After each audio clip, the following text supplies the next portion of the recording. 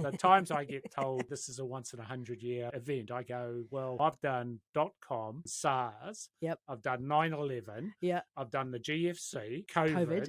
And there'll be Actually, something there's else. a few other. Yeah. There was an Asian financial crisis Of and course, in yeah. Eastern Europe. So almost there is always a crisis Yep. somewhere going on. It may not affect your business, but it's going to be affecting somebody's. So good morning and welcome to another episode of Better Business, Better Life. Today I'm joined in studio by Ralph Shale, who is a business growth advisor, particularly focused on high growth businesses. So welcome to the studio. Thanks very much. It's really good to have you here. So we've met, I actually can't remember how we met, but we met sort of through, I think, mutual acquaintances, and we had a bit of a chat and we share similar philosophies on the way business should be run and certainly around creating freedom, doing what you love, et cetera, et cetera.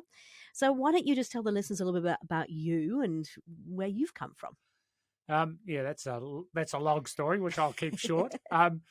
Probably following about 15 odd years in traditional corporate environments, both within banking and on corporate side.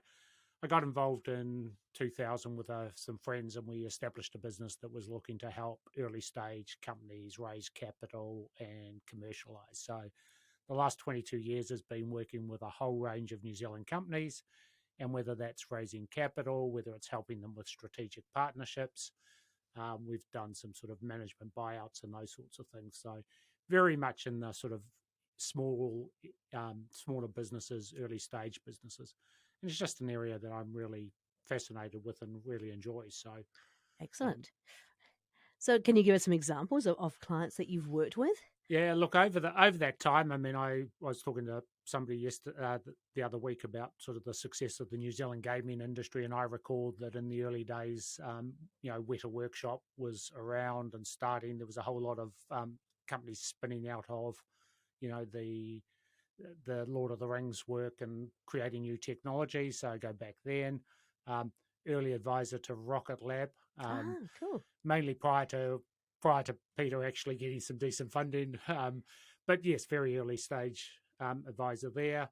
I've got clients that I've worked with for 8 or 9 years that are now finally starting to get the right sort of traction, product market fit and stuff like that. So there'll be more coming out. But yep. Excellent. And so in terms of your, what are the things you're most proud of, I suppose, in your life? I always ask my guests this. So what's the thing you're most proud of professionally and then also personally as well? Yeah, look, on the professional side, I mean, there's been some successes. I mean, I was early employee of Bankers Trust in the mid-'80s when we set up in New Zealand. That became a very, very successful. Very much focused on what it could do in New Zealand, despite pressures from a whole lot of people to do other things.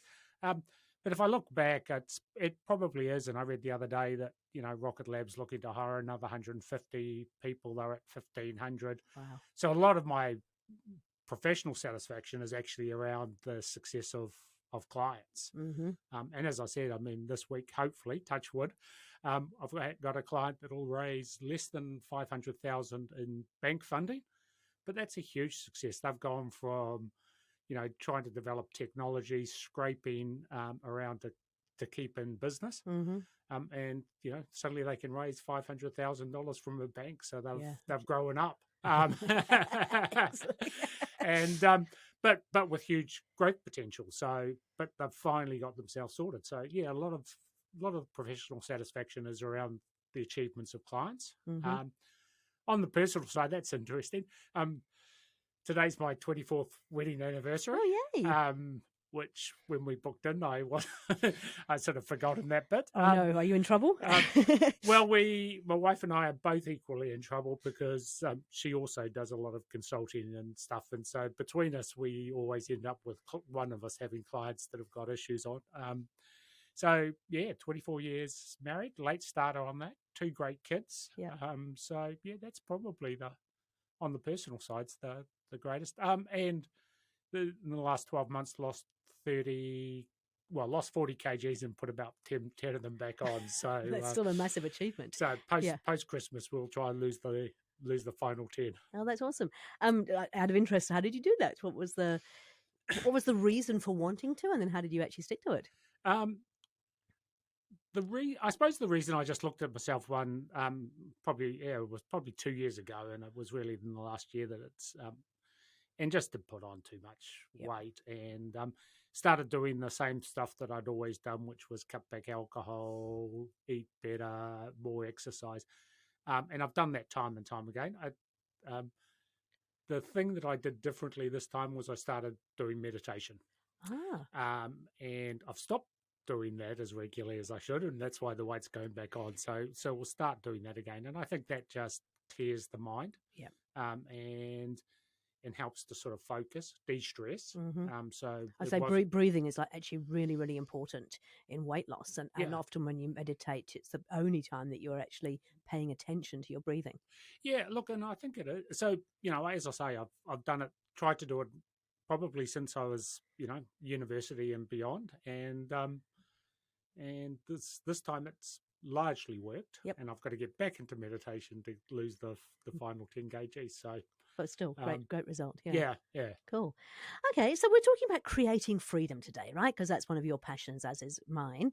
Tell me a little bit about what you mean by that. What does freedom mean to you? um, I suppose for me personally, it's and it was an interesting comment when I first met my wife, and I was a finance person, and she was sort of in the communications, and I Was it talked opposites about, attract? Is that right? yeah, a bit of that.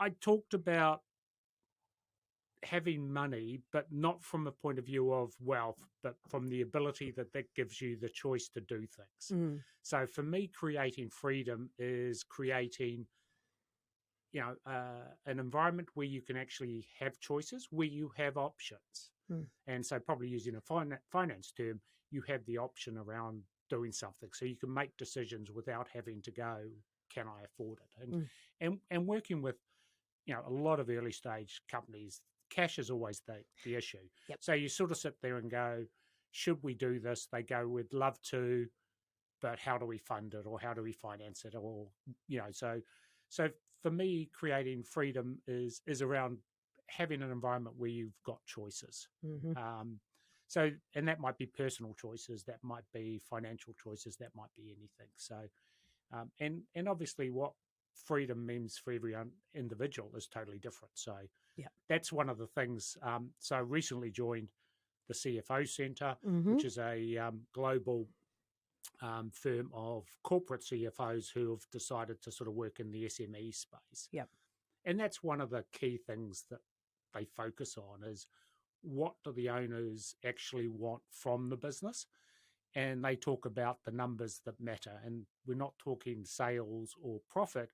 We're going, what is it that really matters? So it could be for an owner that they want to work 3 days a week. Yep. So you're sitting there going, you're probably working 7. How do we create a business environment that allows you to get to working 3 days a week? Or, client testimonials, one said that the number that mattered to this person was 2. And it was the number of birthdays that she'd missed with her kids because she was busy. So, of course, Right. that was the motivation, was how do I make sure that I'm not missing birthdays because I'm having to work. So, Mm-hmm. No, that's fair enough.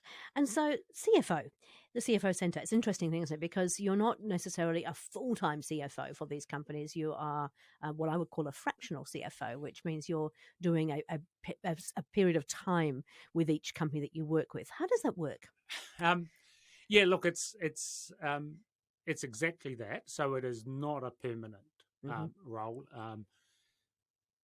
We call them part-time CFOs, and Yep. interesting in induction it was discussed, but this was sort of a company set up 21 years ago where fractionalized roles didn't exist. So, Yeah. so they have created And to be this. fair, it's still reasonably new in New Zealand, I think. I mean, in America, we talk about it a lot, right? So we talk about fractional integrators, fractional CFOs, fractional. We understand that you don't actually need the old model of having somebody full time in a role for those higher, more specialized roles. You're actually better to have somebody who is super skilled in that area and an expert in that area, but working for a shorter period of time. Yeah.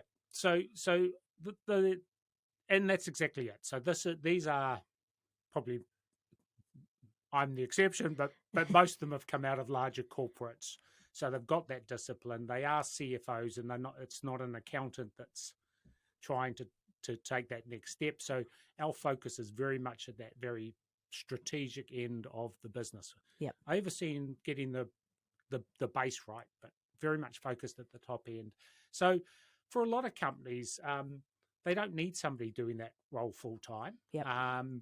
So they might be still growing, and they need somebody to fill that role, whether it's 1 day a week, 2 days a week, whatever it is, just somebody who'll come in and have that oversight. Yep. It might be that over time that role grows. And in fact, part of our success would be that we do ourselves out of a job. Right. Because you get to a point where they sit there and go, we've grown big enough, we actually need somebody full time to be filling this role. And then we would step out of the business and bring somebody in to do that full time. So it is that level of next level of expertise and capability. Yeah, I was going to say my experience working with mid-sized businesses is often that they'll have a full-time, I'm going to say accounts person, but they're trying to be a bookkeeper, an accountant, a financial management accountant, and nobody can be all of that, right? They're quite specialized roles. And if you've got somebody who is particularly good at sort of bookkeeping and the lower end of stuff, they're probably not strategic in the way that they actually think and the way they manage finances. Yeah. So bringing in a CFO or fractional CFO gives you the ability to tap into that expertise around the strategic financial decision making rather than the day-to-day bookkeeping and accounts. Is that fair? Yeah, look, I think that's each client's going to have a slightly different requirement. So yeah, the first client I've got's got exactly that. They've got their own finance team. Yep. And they outsource they use a big top 6 accounting firm for tax and doing a lot of that stuff. Mm-hmm. And it's just that it's rapidly growing. So the issue becomes around how do we fund this? They've got some smart IP they've developed. So the question becomes how do we actually commercialize that outside of our current market? So there's lots of quite strong strategic issues that need to be brought in. So and that's where it is. I mean, one of the guys that works with us, they found themselves actually doing the accounting because for a period the firm, the accountant had gone. They said, we'll do this, but this is not where we really want to spend our time. So or add value. But you just added a transition. You made sure that work was being done while they found the right person to replace that or move in there. Good idea, absolutely. Okay, so what are the reasons somebody might consider bringing somebody in externally?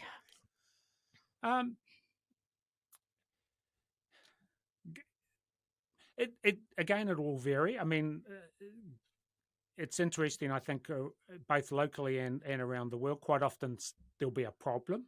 They'll hit a cash flow issue, or and we're about to face it. The bank will start to ask them questions, and they want somebody sort of to come in with a higher skill base and an external view. Yep.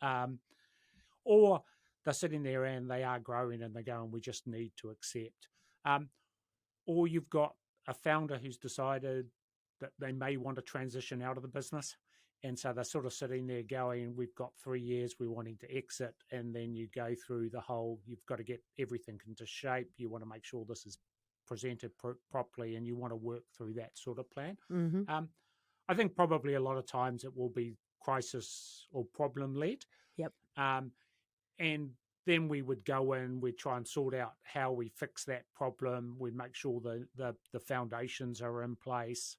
And then through that relationship, hopefully then start to build how can we help you in a sort of longer term basis to really focus on those areas that matter. Mm-hmm.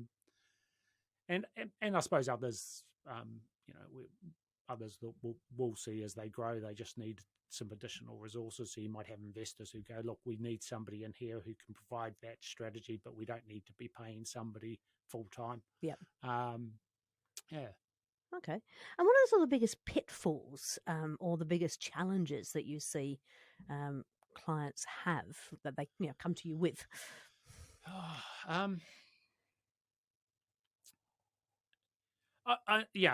Where I'm at, and I think we're most, it will come around cash flow and funding, and because that's the one that really gets people to, suddenly when you're sitting there going, I can't make payroll, Mm-hmm. you go, I've got an issue, and it's actually really surprising. And what a lot of people don't realize is that actually very successful companies that are growing very quickly will often run into cash flow problems. Yes. Because, you've got more working capital, so you've got more stock, you've got greater debtors, you've got more assets deployed and stuff. So yeah, so cash flow isn't necessarily a negative thing, and it isn't necessarily that the company hasn't been run well. It actually can be a side effect of massive growth. yes, and of course what we've got happening now in the economy is obviously COVID creates a whole lot of issues, but we're talking about recessions. We're talking about there's no doubt that some of the banks are tightening what they're lending. Mm-hmm.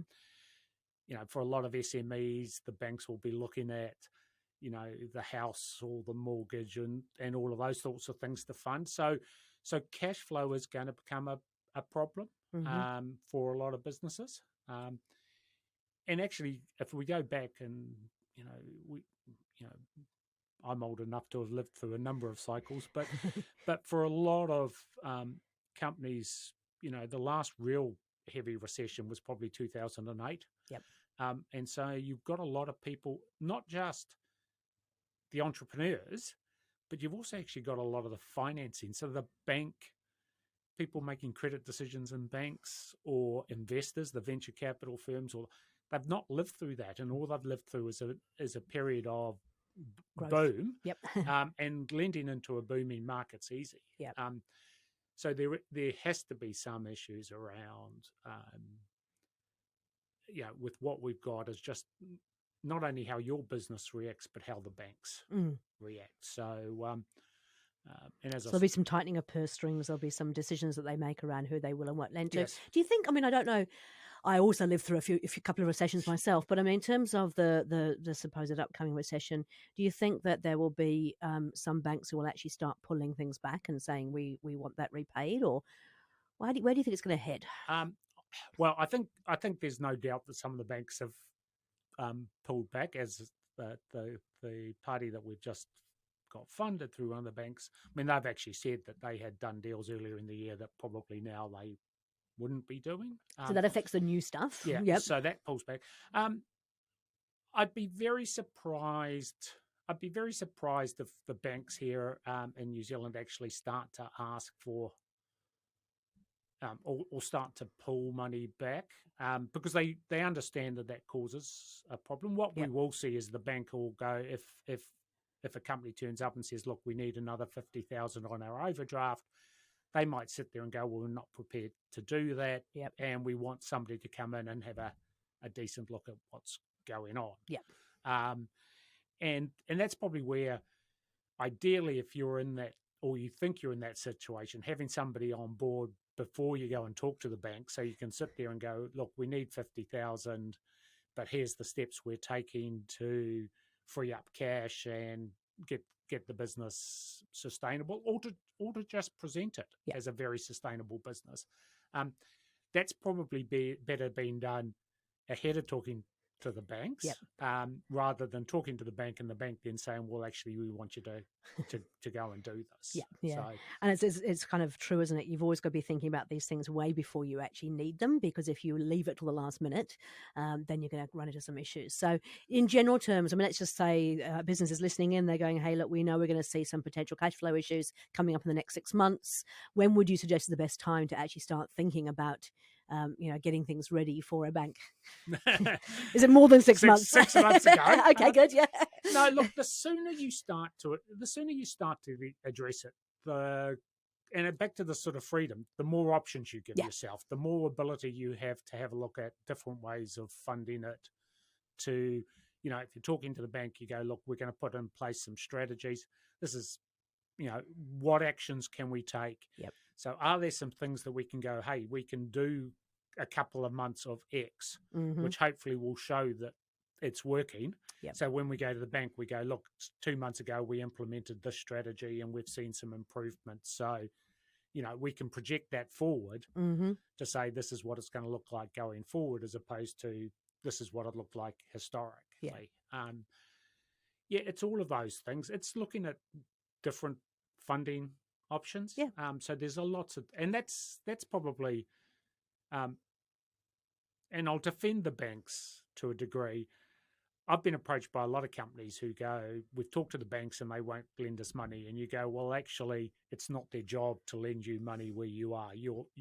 By talking to the banks, you're talking to the wrong person. Yep. So this is no different to, marketing. If you're a small SME selling, widgets to small customers, you know that if you're going to go and knock on Fonterra's door, they're likely to say no thanks. Mm-hmm. You've got to identify who your target market is. So when you're raising debt or equity, you are in the business of business to business selling, but your product is your company, not your product. Yep. So it's one of those things. Identify who the likely investors are, who the right investors are, and spend your time talking to them and present in the way that they would understand. Yep. So a lot of times can be spent chasing the wrong investor. Yeah. And yes, you're right. It's impossible. They're not going to invest. So you can waste a lot of time. So that's a really interesting one, isn't it? Because, people always naturally fall to the bank. That's the obvious choice. But there are many, many different options out there depending what you're trying to do. You've got venture capitalists, you've got potentially early stage angel investors, you've got second-tier lending firms. Like, what are the other options out there? Asset finance? Yeah, look, you've got asset financing, you've got data financing, you've got the ability to lease as opposed to buying assets. You can look at, one of the options if you really are is looking at better terms with your customers, get them to pay sooner. Try and stretch out your creditors, pay them on longer terms. Angel investing, venture capital, private equity. There's lots of options. The challenge for true sort of SMEs are those that there aren't a lot of options. No. And if we look at, and a lot of people talk about venture capital, but if you're talking pure venture capital, they invest in absolute game changers. So if you aren't, and that's, you've got to have runs on the board. You've got to show that you're a sustainable business and that you have the ability to 10x pretty much. And that's their business model. Now, the angel network's slightly different. There's also sort of family offices and there are other investors around. But it's not easy. I was sort of thinking that, prior to, so when I worked for the bank, we advised a company on doing the management buyout. And they did some really interesting things. Once they owned the company, the cars got leased. Yep. They were big enough that couple of their core suppliers, they were able to say, well, deliver this stuff to our warehouse, but we'll tell you when we've used it. Okay. And then we'll pay you 30 days after we've used it. So that freed up they had a lot of stock. Yep. But they were big enough that the suppliers suddenly went, well, if these guys walk away from us, we're in a bit of trouble. And very quickly freed up quite a lot of capital. It was interesting when we bought it. We were, of course, telling the offshore owners that we had to replace a piece of machinery because it wasn't fully functioning. Reality was that it was a printer, and it was a 6-color printer, and it was only printing 5 colors. So we said it'll have to be replaced. So, of course, that got factored into the purchase price. Reality was they never printed more than 4 colors on it. So there are ways to free up cash. A lot of it could be just collecting debtors faster, stretching credit terms. Excuse my dog. That's the dogs. That's the dogs. Yeah, they're always joining in. Somebody's coming that I didn't like. That's all good. Okay. So I think it comes back to I think this is what we talked about before the podcast. It's like, actually, it's about being really clear on what your plan is, isn't it? And knowing what you've got coming up in the future and being prepared for that, so you can then start to look for the things that will help you to achieve that vision that you've got. Yeah. Look, it's. And it's interesting, again, the CFO Centre, and then aligned when we sat down and I went through EOS with you, I sat there and thought, perfect.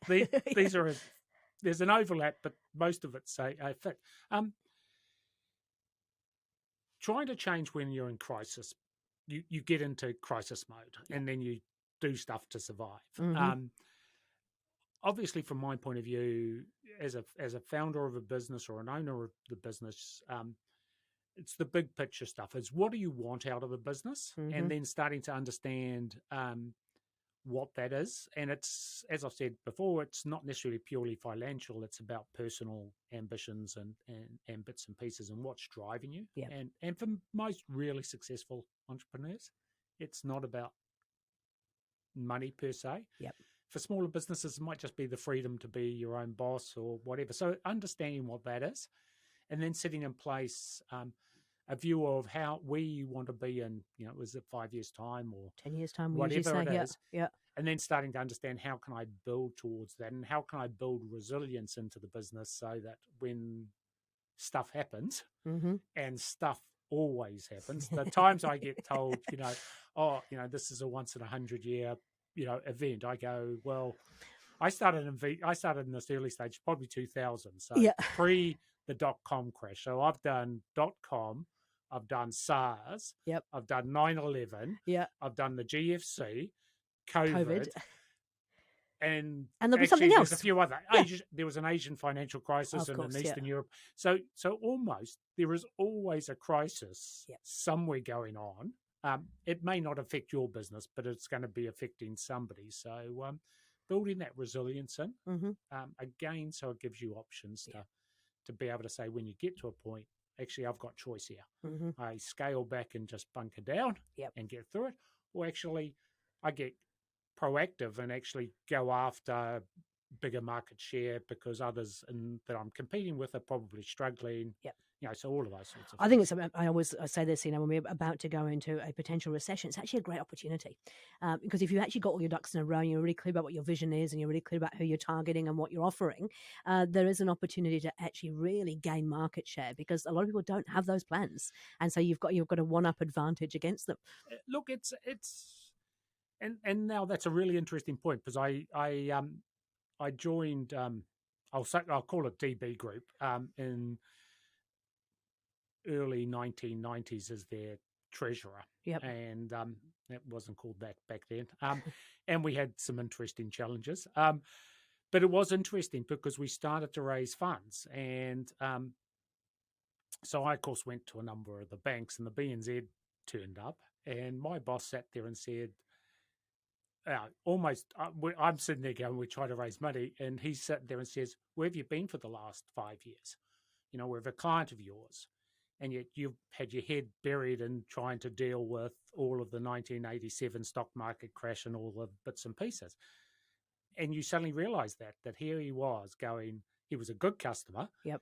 And the bank got diverted to looking after the bad stuff. They'd ignored him. So the same thing happens is in a recession, you might have competitors who have got really good customers, but all their focus shifts to other parts of their business. There's an opportunity to walk into that customer and say, well, look, we're still here. We're here to talk to you. If you're unhappy, if you're unhappy, let's talk about change. So you are right. I also think it's a real opportunity. I mean, people kind of say, we're going to cut back on things like sales and marketing. It's probably the best time to be investing in sales and marketing. And I'm sure your wife would agree. It's like getting that communications stronger in that time. You're actually in a less crowded market. I mean, I don't know if you notice this on a personal level, when we had COVID, the amount of people who suddenly jumped onto LinkedIn and social media that had never been there before, but they will start to pull out again as they go through a recession potentially. So if you can be consistent, it's a great opportunity. Look, that's again the CFO Centre.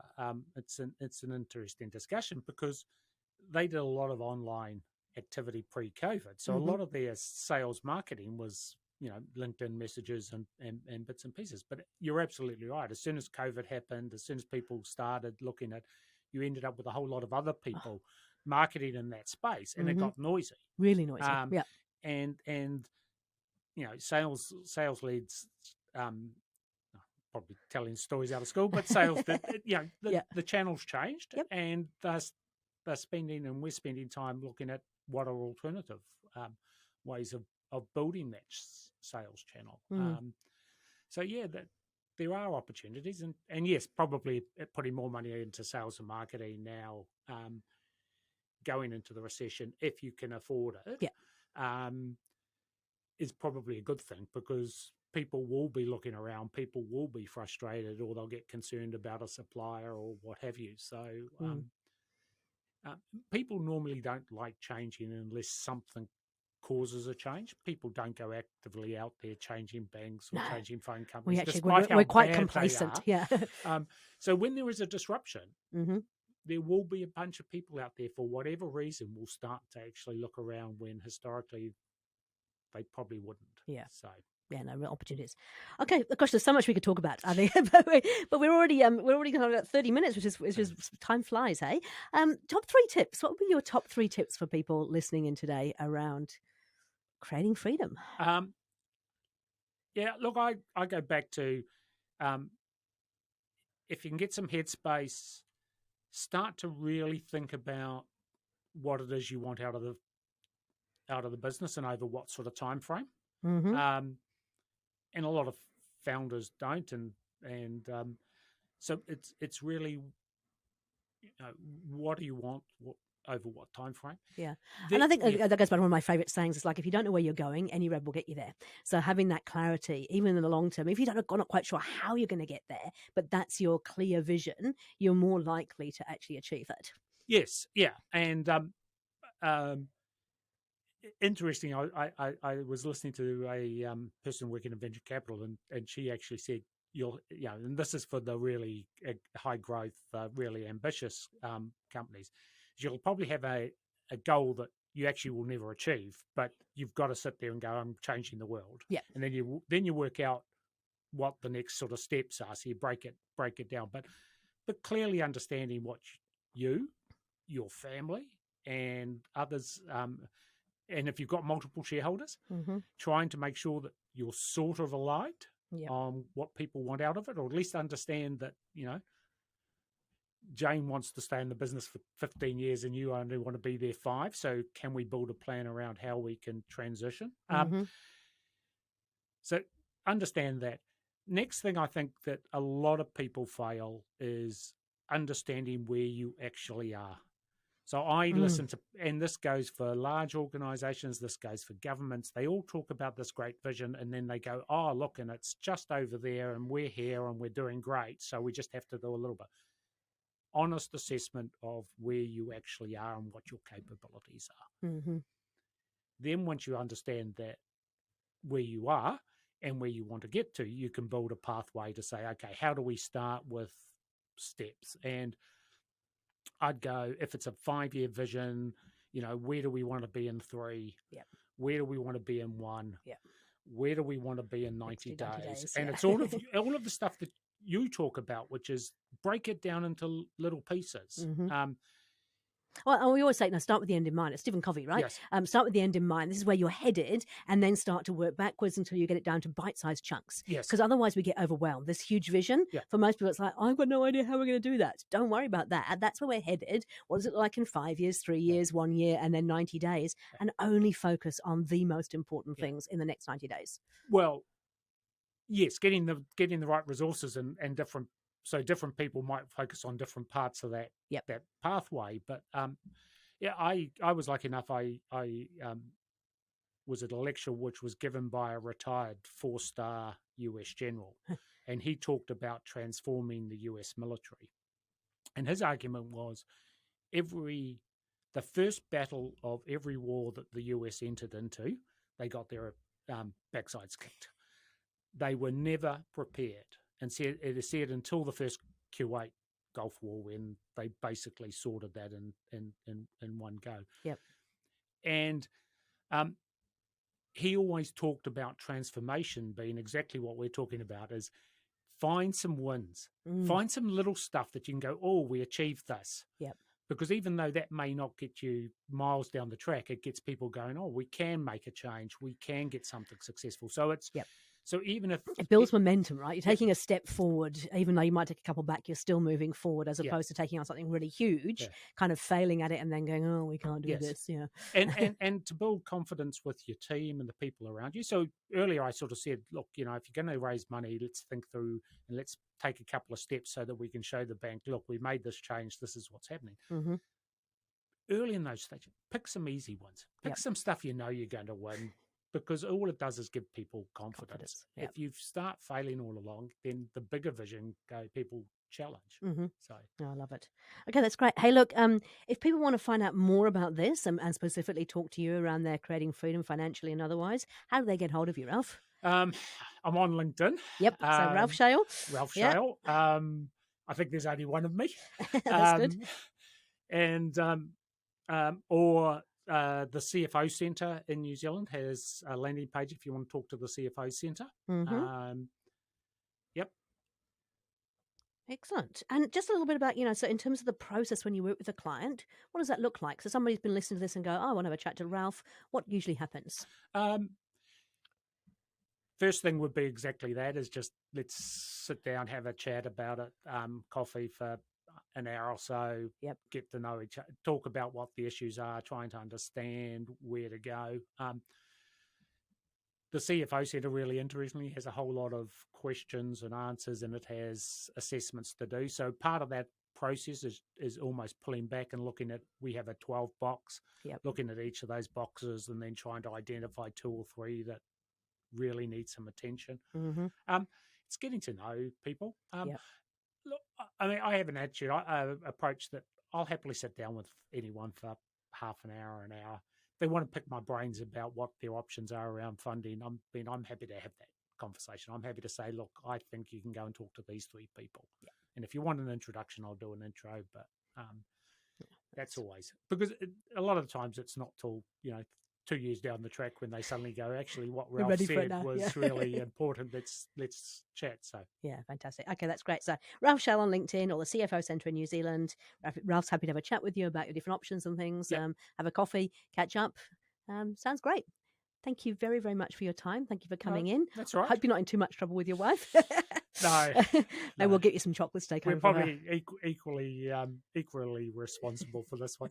Fair enough. We've still got the rest of the day to sort out. Excellent. Okay, well, we'll leave you to the rest of the day. Thank you for your time. Look forward to catching you again soon.